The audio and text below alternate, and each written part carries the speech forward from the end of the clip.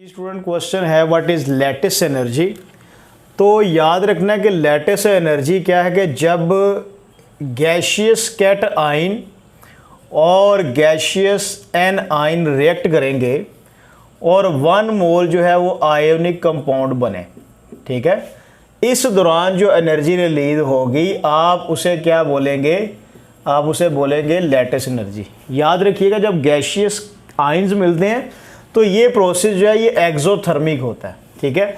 अगर इसी इक्वेशन को हम रिवर्स कर दें यानी कि 1 मोल आयोनिक कंपाउंड डिसोसिएट हो जाए गैशियस कैट आयन और गैशियस एन आयन में, इस दौरान जो है वो एनर्जी एब्जॉर्ब होगी, लिहाजा ये क्या है, ये एक एंडोथर्मिक प्रोसेस है। तब लैटिस एनर्जी की वैल्यू तो यही रहेगी लेकिन साइन क्या होगा, पॉजिटिव होगा।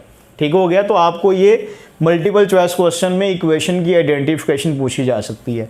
गैशियस कैट आयन और एन आयन के रिएक्शन से 1 मोल आयोनिक कंपाउंड बने, तब जो एनर्जी रिलीज होगी लैटिस एनर्जी है, या 1 मोल आयोनिक कंपाउंड डिसोसिएट हो जाए गैशियस कैट आयन और एन आयन में, तब जो एनर्जी अब्जॉर्ब होगी आप उसे क्या बोलेंगे, लैटिस एनर्जी। इसके अलावा लैटिस एनर्जी जो है ये चार्ज ऑफ आयन के डायरेक्टली प्रोपोर्शनल है और साइज ऑफ आयन के इन्वर्सली प्रोपोर्शनल है। सपोज कर लेते हैं कि हमारे पास लिथियम क्लोराइड है, सोडियम क्लोराइड है, पोटाशियम क्लोराइड है, रुबिडियम क्लोराइड है। तो हमें पता है कि यहाँ पे सब के ऊपर जो है आयन्स के ऊपर चार्ज इक्वल और ऑपोजिट है। जब चार्ज सेम हो तो सिर्फ साइज देखा जाएगा।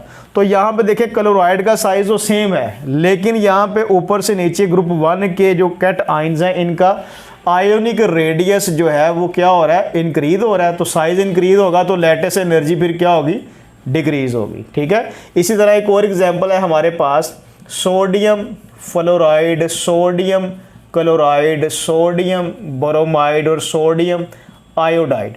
इस केस में अगर देखें तो कैट आयन तो क्या है, सेम है। तो अब हम क्या देखेंगे, साइज ऑफ एन आयन।